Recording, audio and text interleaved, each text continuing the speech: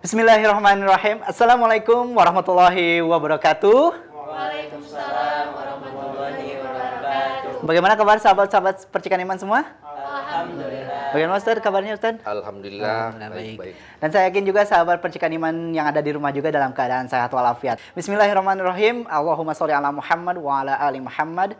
Segala puji bagi Allah, Tuhan semesta alam yang telah mempersatukan kita kembali dalam kajian tafsir Al-Quran bersama guru kita Ustaz Hasyim Asy'ari. Dan tadi Ustaz Hasyim Asy'ari telah berada di tengah-tengah kita. Insya Allah untuk yang akan kita bahas pada episode kali ini yaitu Al-Baqarah dari ayat 50 sampai 53. Kalau sahabat-sahabat simak dari terjemahnya ini menceritakan tentang peristiwanya Nabi Musa yang menghadapi tokoh besar yaitu Fir'aun. Nah, seperti apa tafsir dari ayat tersebut?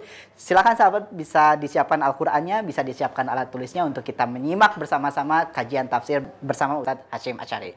Inilah kajian tafsir Al-Qur'an surat Al-Baqarah ayat 50 sampai 53. Selamat menyaksikan. Silakan Ustaz. Bismillahirrahmanirrahim. Innal hamdalillah wassalatu wassalamu ala Rasulillah wa ala alihi wa sahbihi wa mawala. Asyhadu an la ilaha illallah wahdahu la syarikalah wa asyhadu anna Muhammadan abduhu wa rasuluhu alladzi la nabiyya ba'da. Sahabat pendidikan iman, kita jumpa lagi dalam episode berikutnya untuk membahas tafsir Al-Qur'an masih di dalam surat Al-Baqarah, dan untuk sekarang ayat 50. Yang bunyi ayat ini, a'udzubillahi minasyaitonirrajim. Wa idz faraqna bikumul bahra fa anjaynakum wa aghraqna ala fir'auna wa antum tanzurun.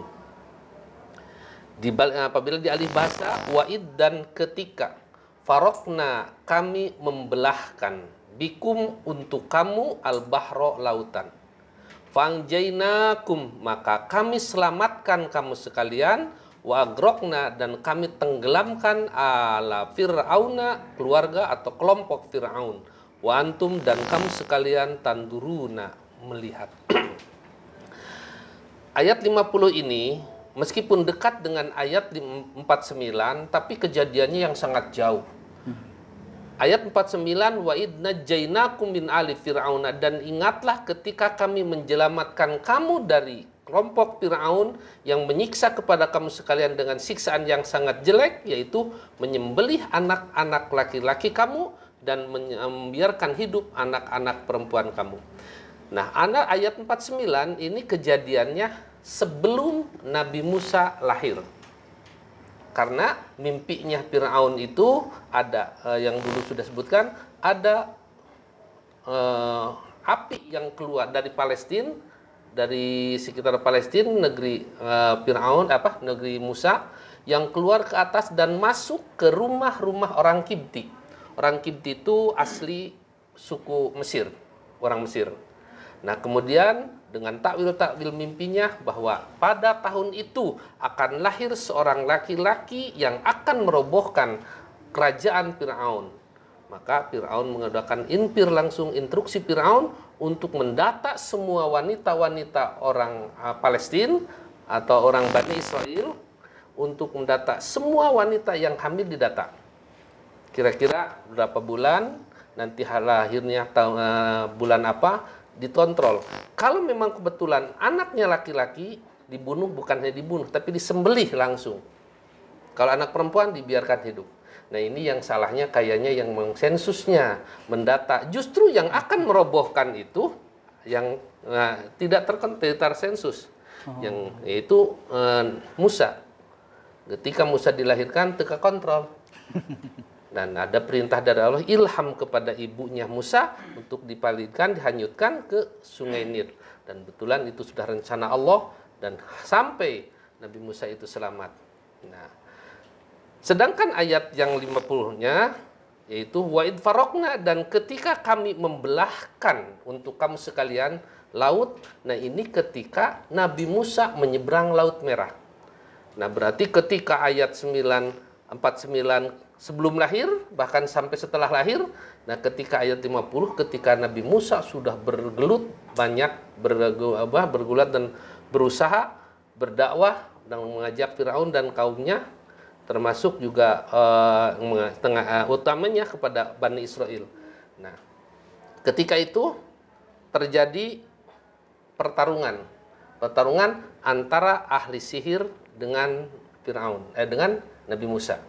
Nah, ini peristiwanya ternyata memang dianggapnya Nabi Musa itu ahli sihir, tukang sihir, dan diadakan satu perangan di hari besar, dikumpulkan semua tukang sihir, dan ketika itu Nabi Musa bisa mengalahkan, lalu banyak tukang-tukang sihir itu masuk beriman kepada Nabi Musa. Sampai Fir'aun mengatakan, akan aku hukum yang masuk, yang kena penggal dengan silang. Penggal kanan, tangan kanan, kaki kiri. Apabila penggal tangan kiri, kaki kanan. Nah, diantaranya banyak yang kemudian kabur, meninggalkan Mesir untuk kembali ke Palestina. Nah, di sini ada dalam tafsir, wa ba'da an qadnakum, setelah kami menyelamatkan kamu min ali fir'auna, dari keluarga Firaun, kelompok Firaun, kharajtum ma'a Musa, kamu sekalian keluar dari Mesir bersama Musa. Kharaja Fir'aunu fi talabikum, maka Fir'aun juga keluar mencari kalian. Fa faraqna bikumul bahra, maka kami membelahkan laut untuk kamu sekalian, untuk supaya bisa menyeberang. Karena Nabi Musa itu salah jalan. Memang diperintahkan oleh Allah ke situ, jalannya ke situ, tapi tidak ada jalan. Sedangkan antara Mesir dan Palestina pada saat itu masih satu daratan. Terusan Suez itu juga digali untuk lalu lalang kapal. Nah, di sini fa'anjainakum, nanti setelah itu ada ceritanya di bawah. Fa'anjainakum, setelah kami membelahkan laut, fa'anjainakum, kami menyelamatkan kamu, atau kholasnakum minhum, menyelamatkan kamu dari mereka, wa kharajna bainakum, dan kamu sekalian wa hajarna bainakum wa bainahum, dan kami adakan batas antara kamu sekalian dengan Firaun. Jadi tidak langsung mengejarnya itu dekat-dekat langsung. Nanti kalau dekat-dekat Musa masih di tengah laut, ini udah dekat di tengah laut, jadi lautnya ditenggelamkan, jadi dengan Musanya juga Maka ada di sini hajajna, kami memberikan batas antara Nabi Musa, sebab Firaun sebelum mengejar itu ada urusan dulu, diceritakan mengumpulkan dulu orang-orang pasukannya. Kemudian wa agroknahum, kami menenggelamkan mereka, wa antum tanduruna, dan kamu sekalian melihat bagaimana Allah menenggelamkan kelompok Firaun. Nah, liyakuna, supaya kejadian ini asfa lisudurikum, menjadi pengobat bagi hati-hati kalian, wa blagha fi ihanati aduwikum, dan sangat menghinakan kepada musuh kamu, artinya Firaun. Nah, itu adalah singkatnya, tapi di dalam cerita qala Umaru, ya, ada dalam kisah qala Umaru lamma kharaja Musa bi Bani Israil, ketika Musa keluar meninggalkan Mesir dengan Bani Israel, balagha dalika Fir'aunu, berita itu sampai kepada Firaun bahwa Musa telah membawa orang-orang Palestina, suku-suku Palestina untuk keluar dari Mesir. Fa'ajma'ilahi sita miatin alfin, maka Fir'aun mengumpulkan pasukan sampai sita miati alfin, 600.000. Yang mengumpulkan itu kan itu sengaja Allah merencanakan untuk ada jarak antara Fir'aun dengan Musa, kelompok Nabi Musa atau Bani Israel dengan Fir'aun. Min Kibti, dari suku Kibti. Suku Kibti itu asli orang Mesir. Falamma ata Musal bahra, ketika Musa datang ke sungai, ke laut, qala lahu rajulu, seorang bertanya, min ashabihi, dari sahabatnya Musa itu, yuqalu, yang namanya Yusa bin Nun. Yusa bin Nun bertanya, aina amarakallahu rabbuka, kemana Tuhanmu memerintah? Jalan kemana Musa? Tuhanmu suruh kemana jalannya? Faqala amamak, kata Musa, ke depan, terus ke depan. Padahal mereka udah tahu ke depan itu adalah laut. Hujan yushiru, Nabi Musa berisyarat ilal bahri, ke laut. Ditanya, kemana kita harus jalan? Tuhanmu itu memerintah kita lari kemana? Ke depan. Berisyarat langsung ke laut. Faqala, maka bertanya lagi. Aina amaraka rabbuka Musa? Kemana Tuhan memerintahkan? Karena bingung disuruhkan ke laut. Masa harus nyebrang lewat laut? Nah ini, kata Fawallahi. Maka demi Allah kata Musa, ma kuntu liakdiba. Aku tidak berdusta. Wala kadabtu. Maaf. Fawallahi ma kadabtu wala kadabtu. Tidak, demi Allah, saya tidak berdusta. Allah memerintahkan kita langsung ke sana. Fa'ala dalika salah samaratin, sampai bertanya itu 3 kali. Kemana Tuhan memerintahkan? Nah, summa Allah, kemudian setelah dekat ke bantai ke laut, Allah memerintahkan mewahyukan kepada Musa, anidrib bi'asokal bahro. Pukulkan Musa tongkatmu ke laut itu. Langsung dipukulkan, fadrobahu, maka Musa memukulkannya, fanfalako, maka terpecah laut itu, fakana kullu farkin katudil adim, maka jadinya laut itu bagaikan 2 tebing yang sangat besar. Jadi wallahu alam ini kita tidak bisa membayangkan apakah laut itu kan dalam, apakah ke dalam turun dulu atau gimana atau datar, yang jelas itu hanya di pinggir-pinggirnya itu bagaikan 2 tebing yang sangat besar. Dikatakan itu. Summa sara Musa, kemudian Musa berjalan waman ma'hu, dan bersama orang-orang yang mengikutinya. Wattabi'ahum, maka mengikuti kepada mereka Fir'aun fitarikihim, di dalam jalan mereka. Ini kisah ketika Fir'aun ditenggelamkan. Fitarikihim idza tatamu fi atbaqo. Ketika kelompok Fir'aun sudah masuk ke dalam laut semuanya, yang 600 ribu, berapa lumayan di tengah laut. Kemudian kata Allah Subhanahu wa taala, atbaqahullahu alaihim, maka Allah menutupkan kembali tebing yang 2 itu, atau yang air, walau alam bentuknya air atau bentuknya apa, ditutupkan oleh Allah Subhanahu wa taala. Fadalika, maka itulah yang dimaksud fa agrokna ala fir'auna wa antum tandurun, dan kami menenggelamkan kelompok Fir'aun sementara kamu sekalian melihat. Nah, inilah kisah yang tadi saya katakan. Kisah pertama yang ayat 49, kisah sebelum lahir Nabi Musa, dan kisah yang ini adalah kisah ketika Nabi Musa membawa kelompok Bani Israel mau keluar lagi dari Mesir setelah mereka diperbudak beberapa tahun. Ya barangkali bisa kalau kita ceritakan lebih panjang lagi, ketika Bani Israel masuk ke Mesir itu pada zaman Yusuf. Zaman Yusuf, ketika mimpi Yusuf dibuang dan sebagainya, kisahnya itu sangat panjang. Dan ketika itu memang Mesir itu dikuasai oleh Bani Israel. Sementara suku-suku di Kipti itu di bawah orang Bani Israel. Padahal suku Kipti itu suku asli Mesir. Tapi ketika sudah berangkat keenakan orang Bani Israel, suku Kipti itu melakukan rencana, kemudian melakukan kudeta. Nah, dari setelah kudeta, ini Fir'aun ini Ramses tahu keberapa ya? Kau ke-6 atau keberapa? Jadi dinasti itu berapa puluh tahun mereka bangsa diperbudak, seperti pembuatan piramid itu orang-orang Bani Israel yang dikerjakannya, sampai yang meninggal itu puluhan dalam setiap hari dengan mengangkat batu yang sangat besar tanpa ada alat-alat yang alat-alat berat. Bayangkan batu-batu yang besar bagaimana ngangkatnya. Yang udah pernah ke sana? Ya, mudah-mudahan saya itu adalah sebagai saksi, sebagai bukti, sebagai bukti yang diabadikan oleh Allah Subhanahu wa taala.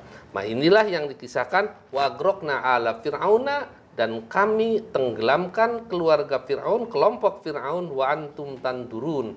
Nah, tidak ada satupun yang selamat.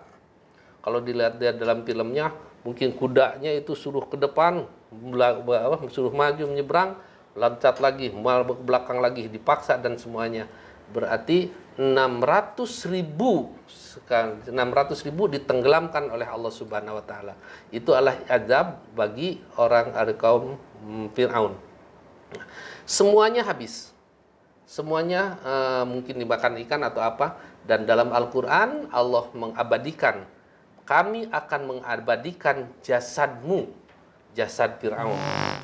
Akhirnya ketika tahun abad 20 baru ditemukan ada seorang jasad yang terapung di Sungai Nil itu di Laut Merah itu. Kemudian ini jasad siapa? Kemudian diperkirakan sesuaikan dengan Al-Qur'an, oh janji Allah, kami akan mengabadikan jasadmu untuk dijadikan sebagai contoh dan sebagai sejarah bagi kaum-kaum yang berikutnya. Nah, wa antun dan tandurun, dan kamu sekalian melihat. Nah, sebenarnya yang melihat dengan yang membaca ayat Al-Qur'an dengan diturunkannya ayat Al-Qur'an ini jauh. Yang melihat itu pada zaman Nabi Musa. Al-Qur'an diturunkan pada zaman Nabi Muhammad, ditujukan kepada orang-orang Bani Israel, kepada orang-orang Yahudi, maksudnya padahal orang-orang bangsa kamu sebelum itu, sebelum kamu melihat ketika Allah menenggelamkan Firaun, mereka melihat, dianggapnya kamu itu melihat, pasti mereka itu membaca sejarah atau mendengar sejarah. Nah, ini untuk teguran kepada Bani Israel. Maka ayat-ayat juga di sini, ya Bani Israel. Bani Israel yang dimaksud bukan Bani Israel zaman Nabi Musa, tapi zaman Israel pada zaman Rasulullah yang hidup pada saat itu. Wadhalika qala, dan demikianlah qala ghairu wahidin, berkata bukan seorang minas salafi dari ulama salaf, anna hadzal yaum, karena sesungguhnya hari itu, hari ditenggelamkannya kelompok Firaun dan diselamatkannya Nabi Musa dan sahabat-sahabatnya, karena yauma Asyura, itu pada tanggal 10 bulan Muharram. Nah, maka 10 dengan bulan Muharram ini Rasulullah, dan banyak juga peristiwa kejadian 10 bulan Muharram itu, seperti dalam kisah Nabi Nuh, begitu banjir 40 hari 40 malam di atas perahu, dan diselamatkan baru turun pada tanggal 10 bulan Muharram. Nabi Ibrahim ketika keluar dari bara api oleh Raja Namrud, dan itu adalah selamatnya pada tanggal 10 bulan Muharram. Dan termasuk orang-orang Bani Israel diselamatkan dan ditenggelamkannya di Nabi Musa tanggal 10 bulan Muharram. Maka ketika pada zaman Rasulullah melakukan saum Asyura, saum sunnah Asyura. Nah, ketika ke Madinah, Rasulullah melihat orang-orang Yahudi juga saum. Para sahabat bertanya, itu bukan mereka juga orang Yahudi itu saum puasa? Ketika ditanya, saum apa? Ini adalah saum peristiwa terjadinya selamatnya Nabi kami, Nabi Musa alaihissalam. Kata Rasulullah, nahnu haqqu, kami lebih berhak untuk melakukan saum. Nah, karena Rasulullah tidak mau bersama dengan Bani Israel, maka Rasulullah SAW merencanakan tahun depan kita saum Tasu'a Asyura. Jadi tahun 9, 10. Tapi Rasulullah belum sempat saum, belum sempat sampai kepada tahun berikutnya, Rasulullah wafat. Timbullah perbedaan di antara para sahabat. Gimana ini? Apakah kita saum itu 9, 10 sebagaimana rencana Rasulullah, atau hanya 10 saja seperti yang dilaksanakan oleh Rasul? Karena yang 9-nya belum pernah Rasulullah saum. Akhirnya timbul perbedaan para sahabat dan ada kesepakatan, akhirnya kita saum 9, 10. Tasu'a Asyura, bukan hanya Asyura saja.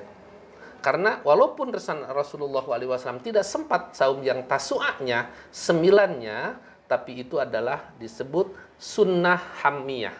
Sunnah itu ada sunnah qauliyah, perkataan Rasul, sabda Rasul yang diucapkan oleh Rasul, ada sunnah fi'liyah, sunnah perbuatan Rasul yang dilakukan oleh Rasul. Yang ketiga, sunnah takririyah, perbuatan sahabat yang tidak pernah dilakukan oleh Rasul, tapi Rasul melihat kepada perbuatan sahabat itu dan Rasul membiarkannya. Berarti itu Rasulullah mengatakan setuju bahwa perbuatan itu. maka disebut takririyah. Dan yang keempat, sunnah hamiyah. Sunnah hamiyah ini hanya satu. Sunnah hamun itu cita-cita yang kuat, akan melakukan tapi tidak sempat melaksanakan karena memang terbatas oleh usia, terputus oleh kematian. Maka sekarang kita di umat Islam, sunnahnya atas ijma sahabat, ijma para sahabat, maka melakukan sunnah saum Tasu'a Asyura, bulan Muharram. Nah, kemudian ada di antara kita, di antara saum Asyura Suro, tanggal 10, ini bulan Suro. Padahal Suro itu bukan bulannya, Asyura itu tanggalnya, bulannya itu Muharram, tapi orang-orang Jawa biasa nyebut bulan Suro. Apa yang dilakukan oleh mereka? Ngebubur Suro, ngubur segala macam. Itu memang terjadi pada zaman Nabi Nuh. Nabi Nuh kemudian setelah 40 tahun angklung-angklungan di laut, di air, kemudian begitu turun dari perahu, kira-kira makanan apa yang masih ada yang bisa dimakan selama itu? Begitu turun gunung terendam, semua terendam.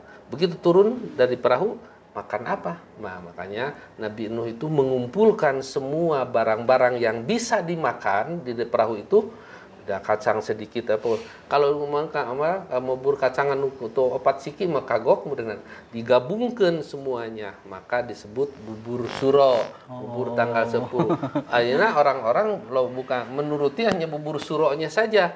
Bersuratnya saja, berarti arahnya bukan, itu tidak disunahkan. Yang disunahkannya itu saum Asyura pada asalnya, tapi dengan ijma sahabat karena Rasulullah SAW merencanakan untuk saum Tasu'a Asyura, maka sudah kita lakukan Tasu'a Asyura. Itu bulan Muharram tiap tahun. Nah itu kisah dalam ayat wa id faraqna bikumul bahra fa'anjainakum wa agraqna ala fir'auna wa antum tandurun. Dan ingatlah ketika kami membelahkan, faraqo itu yang kita terjemahnya, dan ketika, dan ingatlah ketika faraqna, kami membelahkan, firqoh, papisah. Al-bahra untuk kamu, bikum untuk kamu, al-bahra, lautan, laut merah. Fa'angjaina, maka kami menyelamatkan kamu sekalian, wa agrokna, dan kami tenggelamkan ala Fir'auna. Ini keluarga Fir'aun, dalam arti bukan hanya keluarga Fir'aun, artinya kelompok Fir'aun. Wa antum tandurun, sedangkan kamu sekalian melihat kepada peristiwa itu. Yang melihat bukan pada zaman orang Bani Israel pada zaman Nabi Rasul, jangan Nabi Muhammad maksudnya, tapi yang melihat itu adalah pada zaman Nabi Musa. Tapi itu untuk jadikan peringatan bahwa betapa banyak kenikmatan Allah yang diberikan kepada Bani Israel, dan mereka merasa bahkan mereka itu sudah diberikan keutamaan oleh Allah Subhanahu wa taala. Nah, itu barangkali untuk ayat 50, maka sedak dulu bro. Oh ya, baik. Kita telah menyaksikan, memperhatikan bahwa ketika itu Nabi Musa dalam ancaman bahaya dari kaum Fir'aun. Ketika bertanya pun kepada Tuhan, kepada Allah Subhanahu wa taala, Allah Subhanahu wa taala mengarahkan ke depan, ke laut. Padahal gitu. di laut. Ya, padahal tapi ternyata di situ ada pesan, ada mujizat yang akan diberikan seperti itu. Nah, seperti apa kelanjutan kisahnya? Tetaplah bersama kami di Tafsir Al-Qur'an.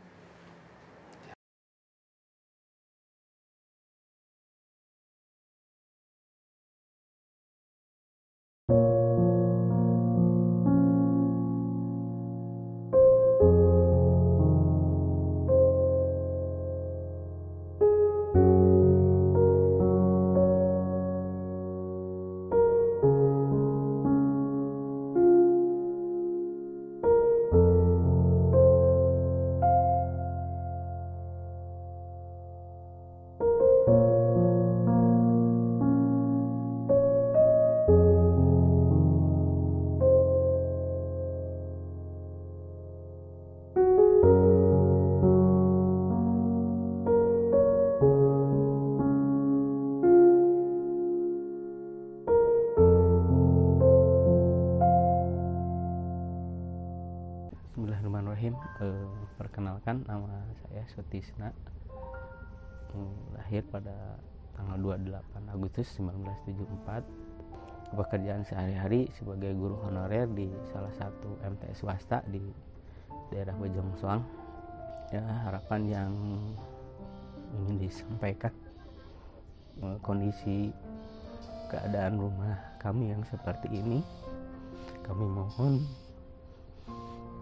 kami sudah berusaha semaksimal mungkin, namun untuk ke arah risiko seperti itu kami belum bisa. Jadi kami mohon rekan-rekan bisa membantu kami bisa melampaui ketidaknyamanan selama kami berada di rumah. Kami ingin nyaman seperti keluarga yang lain tatkala tinggal di rumah.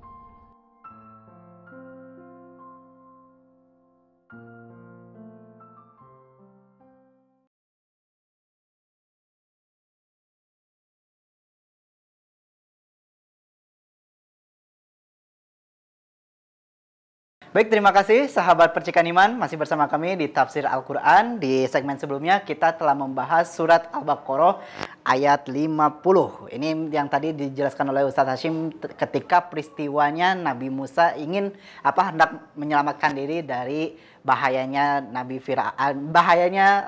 kelompok Firaun, yaitu melintasi lautan yang sangat luas, dan ternyata disitulah mujizat akan muncul, yaitu dengan membelah lautan seperti itu. Nah, seperti apa kelanjutan kisahnya kita akan simak kembali. Silakan Ustadz. Bismillahirrahmanirrahim. Sahabat Percikan Iman, kita lanjutkan mentafsirkan atau menerjemahkan Al-Quran ayat surat Al-Fatihah ayat sekarang ayat 50. Al-Baqarah ayat 51. Bunyi ayatnya, wa idh wa'adna Musa arba'ina lailatan tsumma takhadtumul ijla min ba'dihi wa antum dhalimun. Yang artinya, wa'id, dan ingatlah ketika, wa'adna, kami menjanjikan, wa'dun itu janji, Musa kepada Musa, arba'ina lailatan, 40 hari. Dalam arti ketika Allah menjanjikan kepada Musa untuk menerima wahyu 40 hari. Nah, bedanya kalau wahyu yang diberikan kepada Rasulullah itu berangsur tidak sekaligus. Kalau pada Nabi Musa, satu Taurat itu tamatkan 40 hari. Sehingga pesantren kilat itu. Nah, jadi sahabat Percikan Iman, ini barangkali ada pesantren kilatnya sebenarnya. Nah, ketika kami menjanjikan kepada Musa selama 40 malam, nah ketika Musa meninggalkan kaumnya, Bani Israel, summat tahadtumul ijla, kemudian kamu sekalian kaum Bani Israel menjadikan anak sapi, patung anak sapi sebagai sembahan. Nah, ketika diajak untuk kepada Allah, tapi justru mereka senangnya kepada sapi. Makanya bagi mereka sapi itu adalah merupakan Tuhan.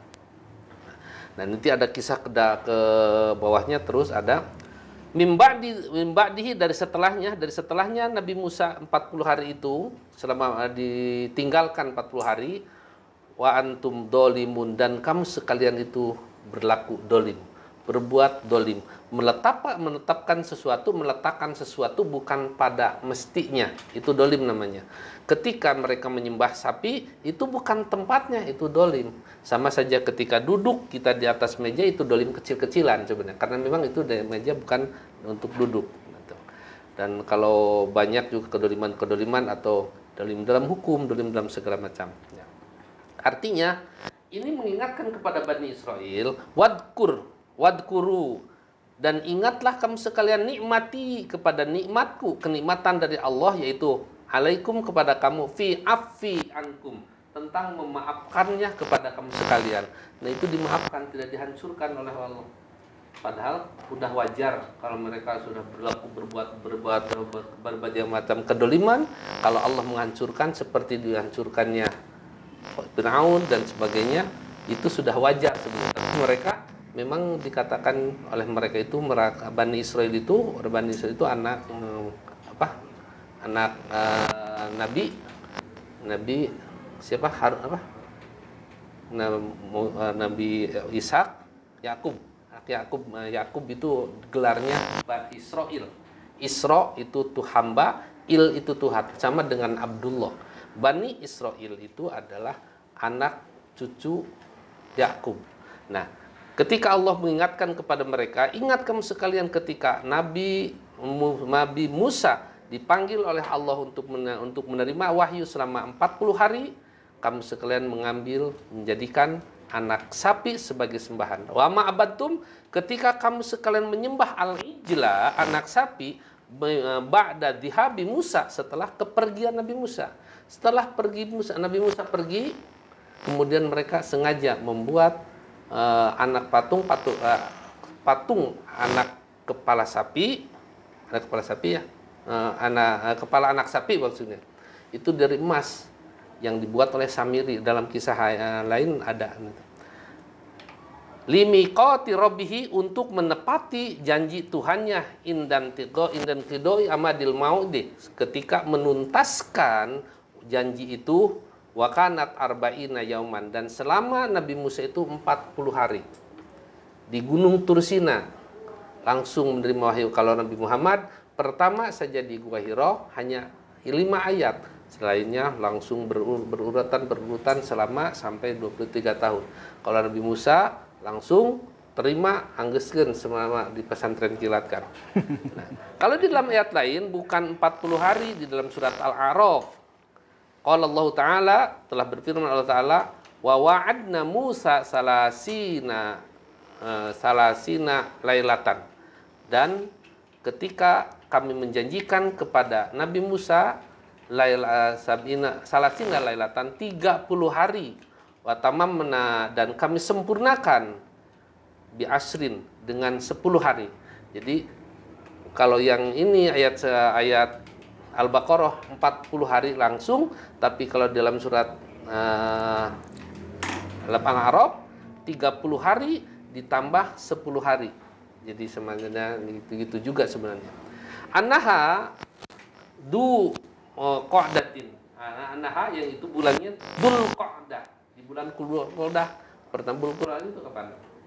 Dzulqa'dah itu sekarang Dzulqa'dah.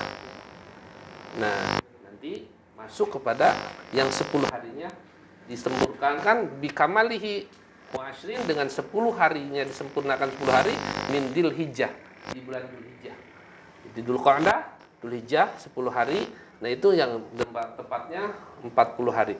Wa kana ba'da dzalika, dan setelah itu khalasihim min dan kembali lagi dari setelah malam itu, dan pada saat itulah mereka menemukan, Nabi Musa menemukan orang-orang Bani Israil itu sedang menyembah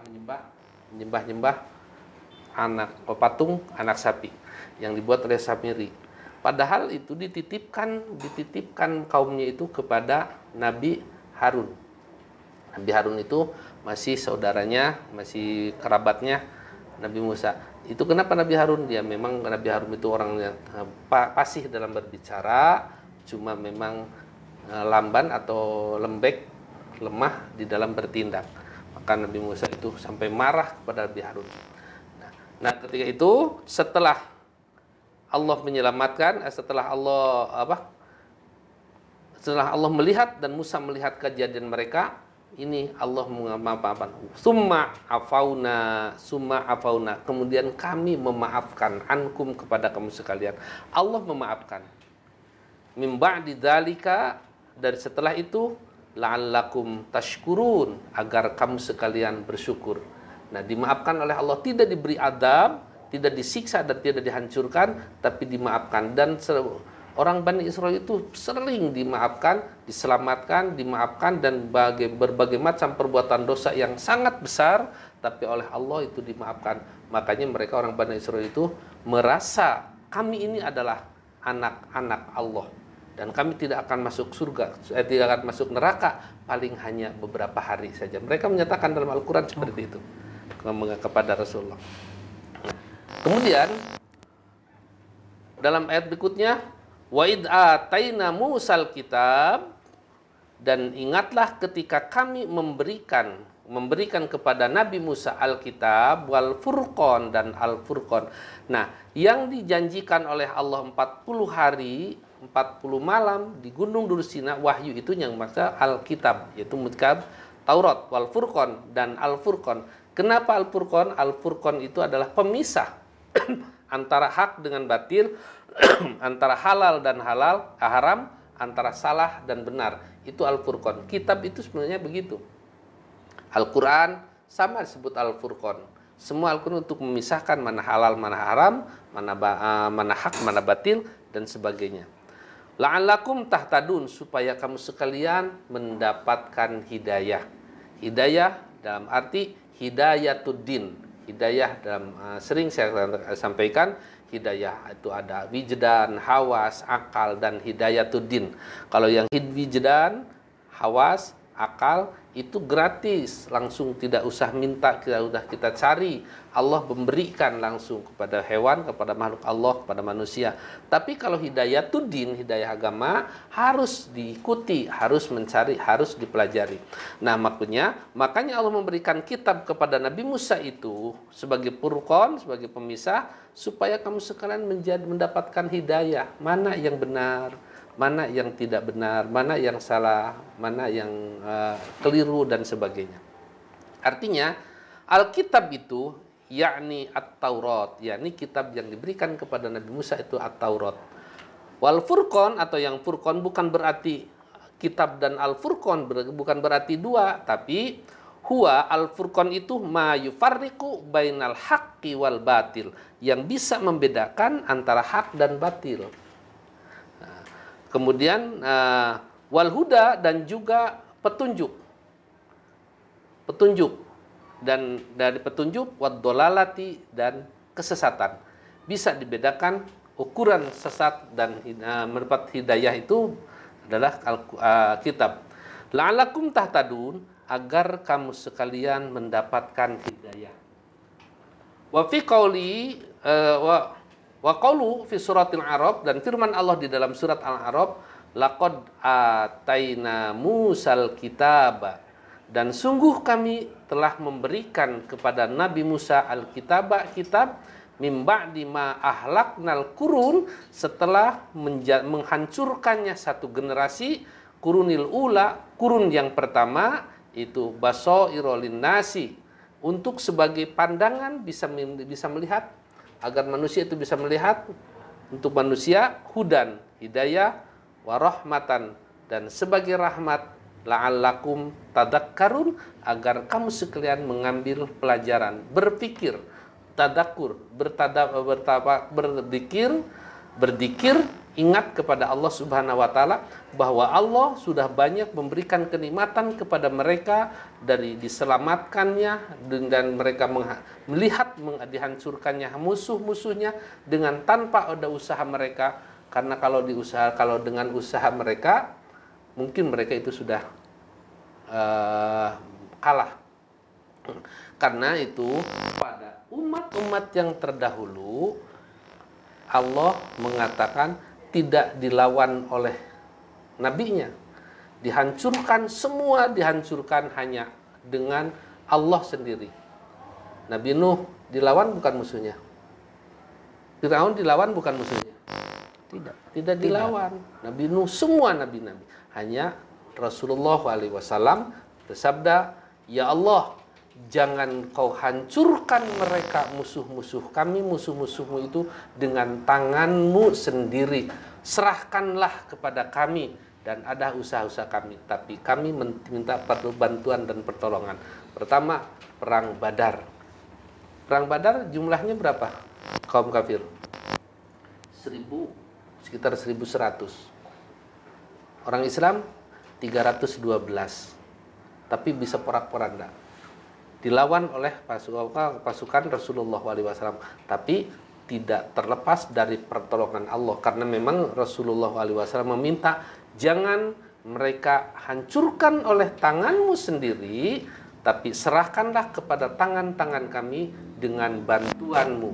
Maka itulah yang terjadi pada zaman Rasul, tidak langsung dihancurkan umat kafir, beda dengan yang dulu.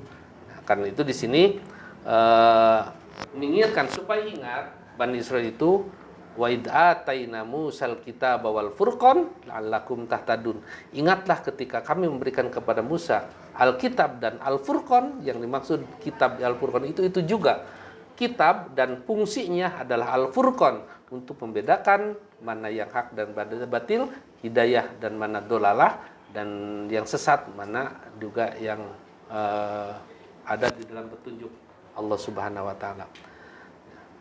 Ini dulu barangkali untuk sampai ayat 52 dan ayat 3 cukup sampai di situ. Ya, alhamdulillahirabbil alamin. Barusan kita telah menyimak kajian tafsir dari ayat 51 sampai 53 yang menunjukkan bahwa ketika datangnya kitab itu adalah sebagai pembeda mana yang boleh, mana yang tidak, mana yang halal, mana yang haram. Nah, sudah sejatinya ketika kita ingin menjadi manusia yang sukses, maka kita harus tahu peraturan tersebut. Mana yang boleh kita lakukan, mana yang tidak boleh kita lakukan. Tetaplah bersama kami di Tafsir Al-Quran.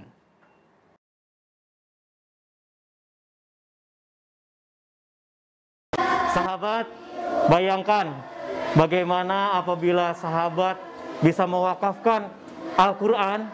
Masya Allah, ribuan kebaikan insya Allah telah menanti Anda.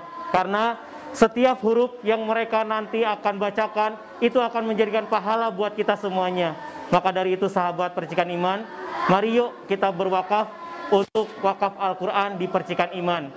Di nomor rekening 777 177 178. Terima kasih.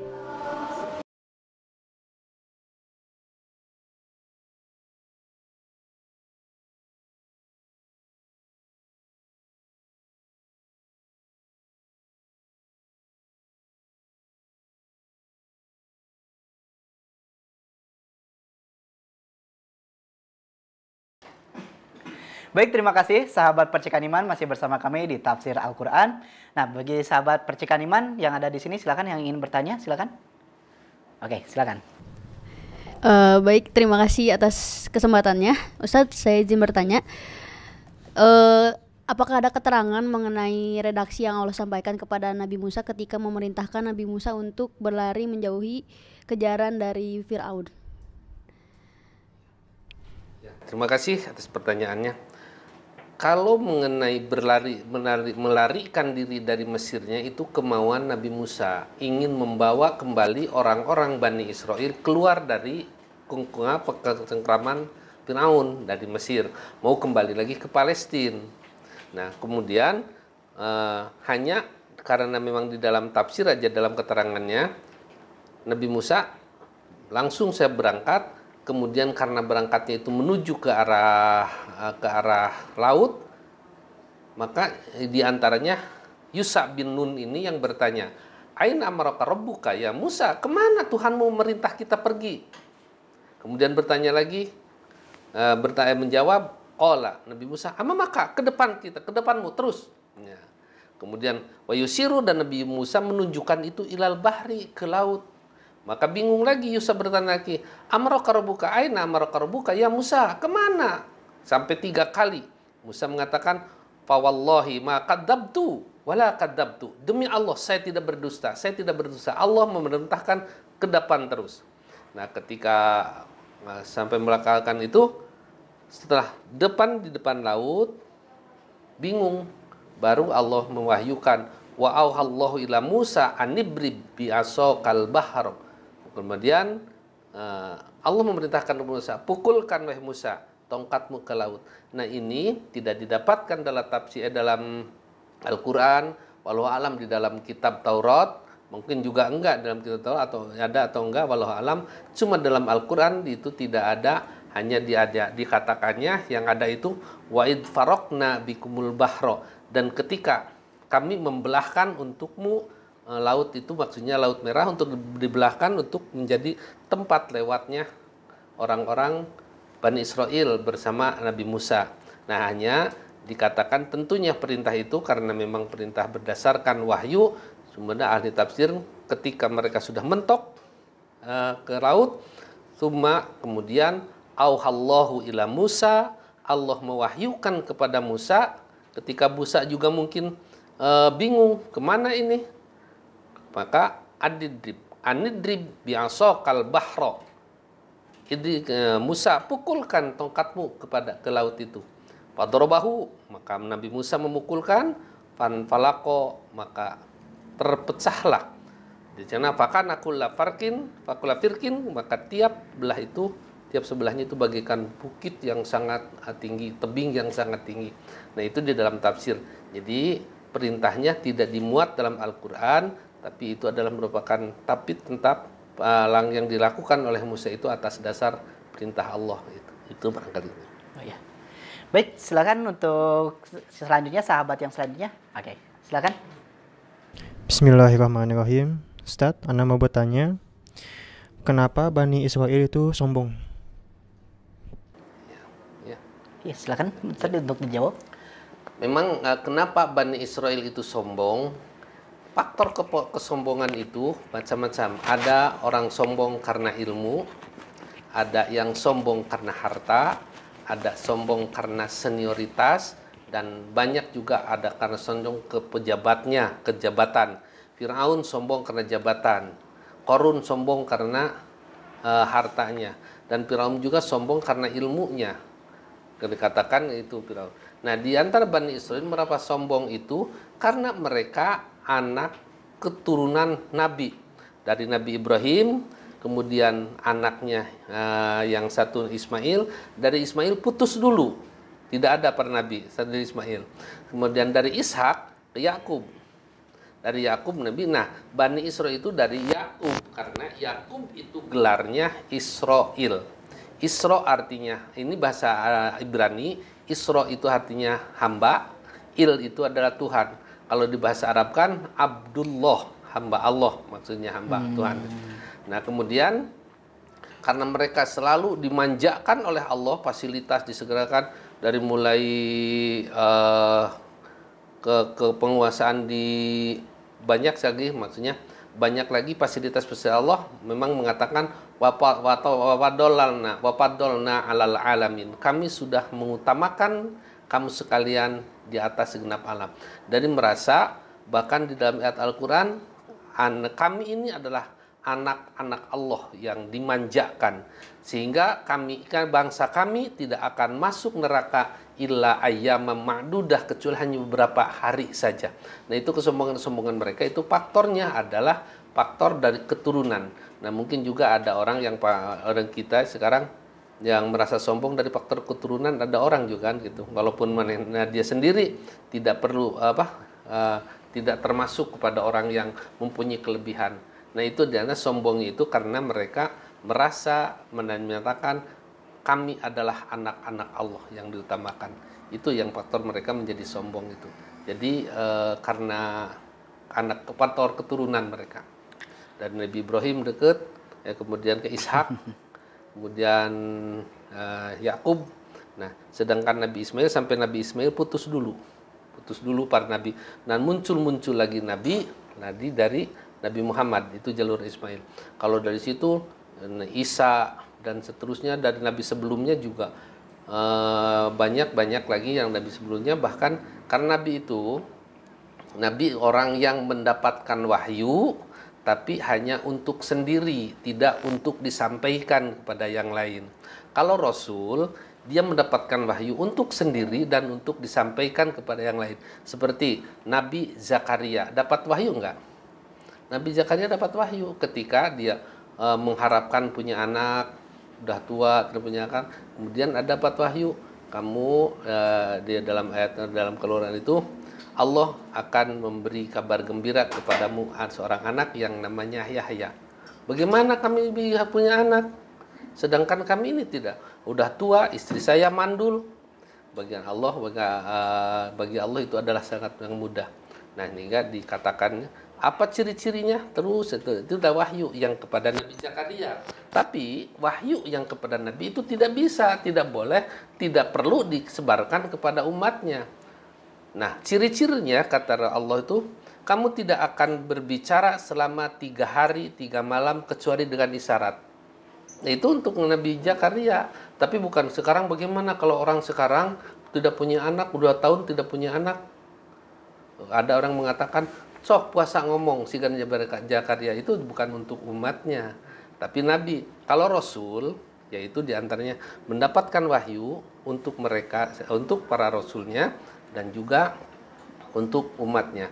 Jadi setiap Rasul pasti Nabi, tapi tidak setiap Nabi itu Rasul. Nabi Zakaria bukan Rasul. Kan banyak Nabi, berapa ribu tuh, ya, berapa ratus ribu Nabi itu banyak. Bahkan dalam sehari orang Bani Israel itu ada puluhan membunuh Nabi. Itu nah Bani Israel itu di dalam Al-Quran itu dinyatakan puluhan, mungkin sehari itu seberapa gitu banyak. Nah itu diantaranya kesombongan Bani Israel itu karena faktor merasa keturunan orang-orang yang terhormat itu. Ibaratkan. Oh ya, baik. Ya.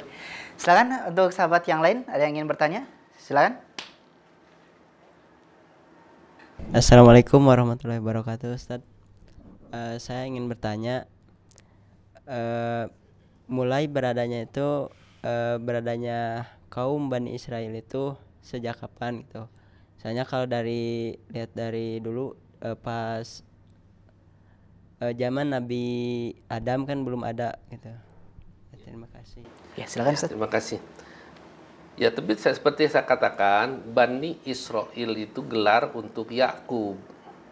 Bani itu hamba, Il itu adalah Tuhan. Nabi Yakub gelarnya Israel, bahasa Ibrani. Kalau Nabi Ibrahim kan Khalilullah diantaranya. Nah, tentunya Bani itu anaknya, anak Israel, Yakub. Ya, setelah Yakub punya anak, Bani Israel. Kalau sebelum Yakub itu tidak ada Bani Israel. Jadi Bani Israel itu setelah anak Yakub, berarti cucunya Nabi Ibrahim dari Ishak. Nah, maka disebut Bani Israel, jumlahnya ada 12 yang namanya juga bernama-nama Ibrani, jadi Samlawe namanya baru begitu. Nah, hanya di antara yang paling dominan, yang paling berpengaruh di antara Bani Israel itu salah satunya adalah Yahuda. Yahuda orangnya pengaruh. Di antara 12 itu Yahuda. Nah, sehingga banyak yang mengikut kepada Yahuda itu. Maka disebutnya pengikut-pengikut Yahuda disebut Yahudi pengikutnya. Maka Bani Israel dan Yahudi itu juga sama-sama saja. Nah, kadang kan kalau sekarang yang orang Yahudi, wah, memang orang Yahudi sudah dikatakan orang diberikan keutamaan, kepandaian, itu juga faktor kesombongan barangkali. Nah, sehingga yang ada di Palestina sekarang sebenarnya mereka itu beralasan negeri Palestina itu adalah negeri nenek moyang kami. Karena mereka dulunya di Palestina ketika mulai meninggalkan Palestina itu pada zaman Nabi Yusuf. Tinggalkan ketika Yusuf dibuang dan dari kecil sampai menjadi orang yang berpengaruh di Mesir. Kemudian kata Nabi Yusuf, pada saat itu terjadilah pailit, terjadilah kekeringan yang diawali dengan mimpinya seorang raja. Nah, 7 sapi yang gemuk dimakan oleh 7 sapi yang kurus, dan ada 7 rangkai gandum yang kering di sampingnya yang hampa, yang satunya gandum yang lebat. Bingung raja itu, kemudian bertanya kepada tukang ramal, sehingga mereka mengatakan ramal itu bahwa di sini akan terjadi tanya-tanya, kisahnya sangat banyak, panjang. Akhirnya Nabi Yusuf, seorang yang ada yang di penjara, asalnya Yusuf di penjara.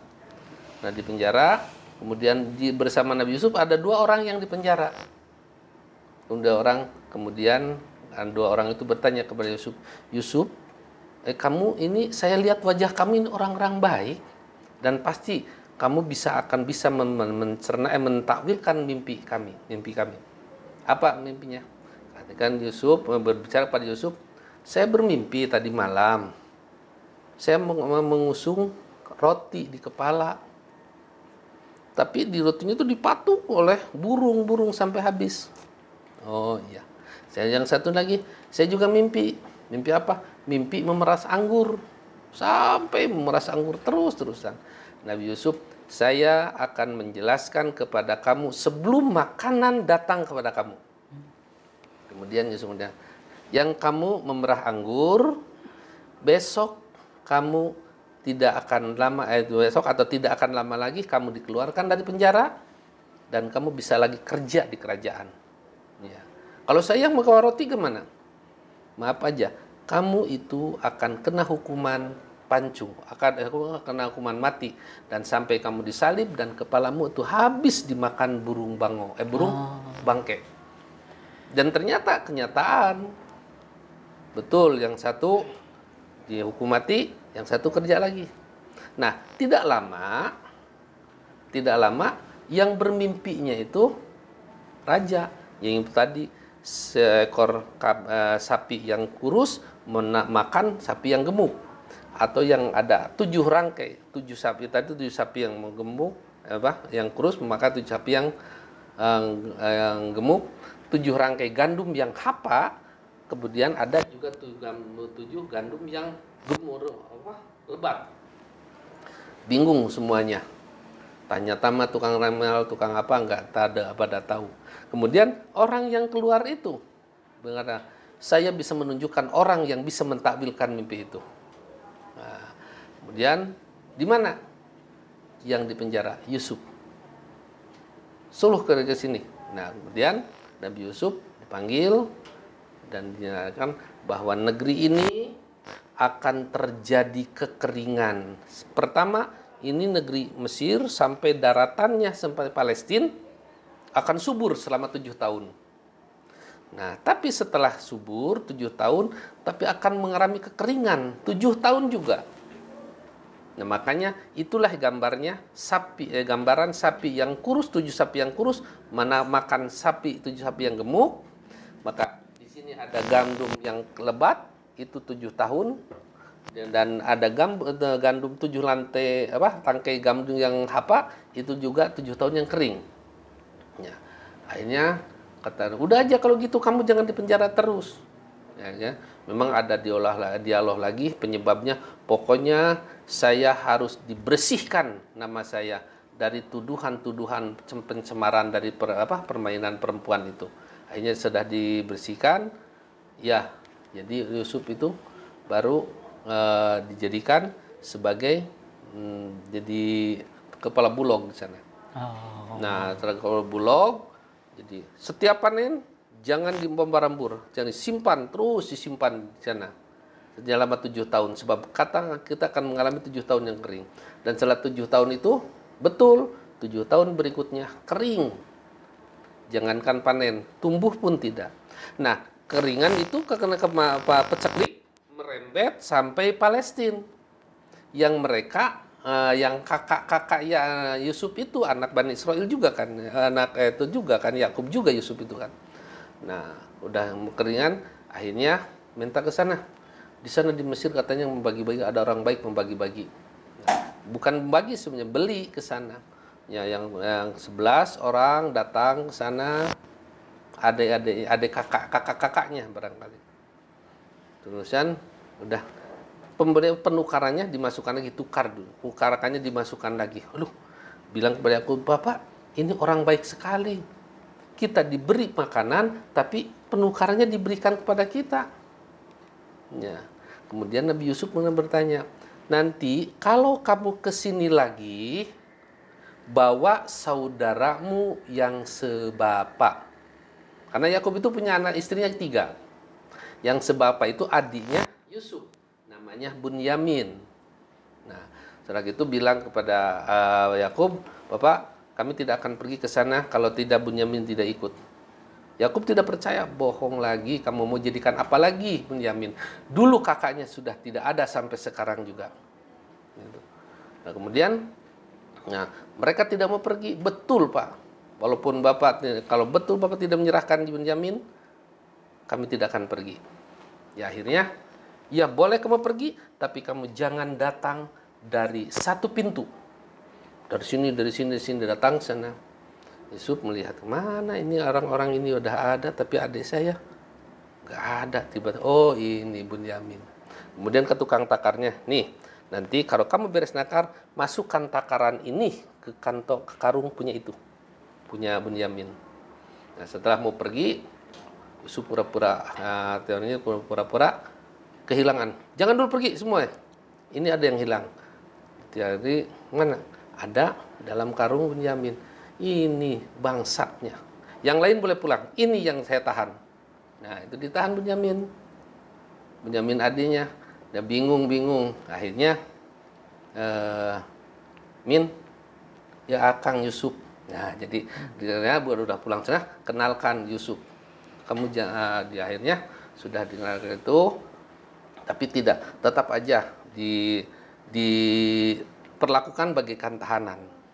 Maka untuk supaya, tapi ini ya saya Yusuf kakak.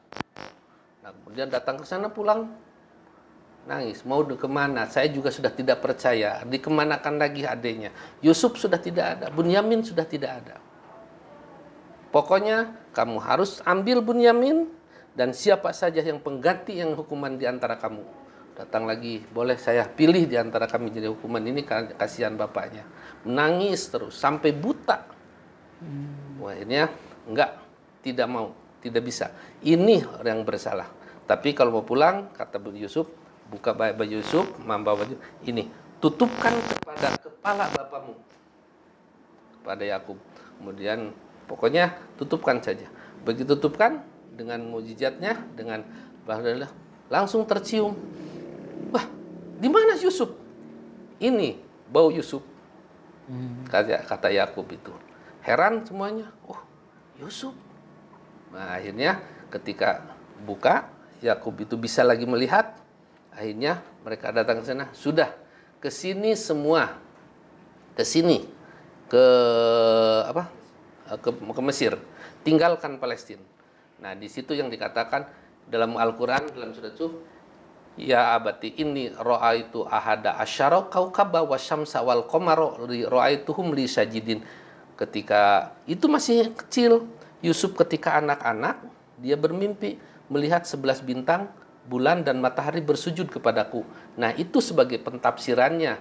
Jadi 11 bintang yang dimaksudnya saudara-saudaranya, bulan adalah ibunya, dan matahari adalah bapaknya. Sujud kepada Yusuf semua. Akhirnya pindah ke sana semuanya. Nah, mulai dari situlah mulai Mesir dikuasai oleh orang Palestina. Sedangkan orang Arab Kipti jadi bawahan-bawahannya. Terjadi sampai pada zaman Musa. Nah, itu makanya dari masa setelah Yusuf berapa tahun bacaan berjaya akhirnya Yusuf sudah tidak ada, yang lain sudah ada. Orang Palestina berleha-leha, enak-enak saja karena memang menguasai semuanya. Akhirnya orang Kipti, orang Mesir merasa, ya, kenapa saya diajak kita negeri ini adalah negeri kita, tapi kenapa mereka yang mengatur? Akhirnya dikudeta oleh orang Kipti, jadilah orang Bani Israel itu jadi perbudakan. Nah, dari sejak perbudakan itu berapa dinasti? Firaun itu berapa Firaun? Firaun itu apa? Itu dinasti seperti Hamengkubuwono. Hamengkubuwono kan bukan Hamengkubuwono kan? Hamengkubuwono 1, 2, 3. Itu Ramses atau apa? Itu yang Firaun yang pada Nabi Musa itu. Nah, Ramses itu Firaun itu gelar atau dinasti. Nah, bayangkan saja dari zaman setelah Yusuf sudah tidak ada, kemudian sudah dikudeta oleh orang Kipti sampai kepada Nabi Musa. Jangankan Nabi Musa, sampai lahirnya saja lebih parahnya lagi ketika sebelum lahir Nabi Musa, mimpi raja sehingga yang keluar api dari Palestina masuk ke rumah-rumah orang Kipti, tapi orang Palestina tidak memasuki. Itulah pertama pembantaian anak laki-laki semua. Dan nah, ya kalau ceritanya memang panjang sih. Maka memang sampai sekarang itu Bani Israel itu atau Yahudi selalu mereka itu hampir boleh dikatakan ya orang-orang pintar. Orang-orang pintar. Bahkan saya pernah ada di antara seorang pejabat di Bandung, dia liver hatinya kering, dioperasi. Tapi dioperasinya di Jepang. Orang yang operasinya orang Palestina. Hatinya selama operasi dibedah, hatinya dibuang sepertiga, tapi tidak sampai transfusi darah. Tidak pernah transfusi darah orang Yahudi itu. Kan kita kan sedikit-sedikit kalau Iya, iya, bicara, iya. kalau dia sampai hatinya sepertiga dibuang. Dan akhirnya selamat sampai dia sempat hidup di sini juga sempat 2 tahun hidup dari itu.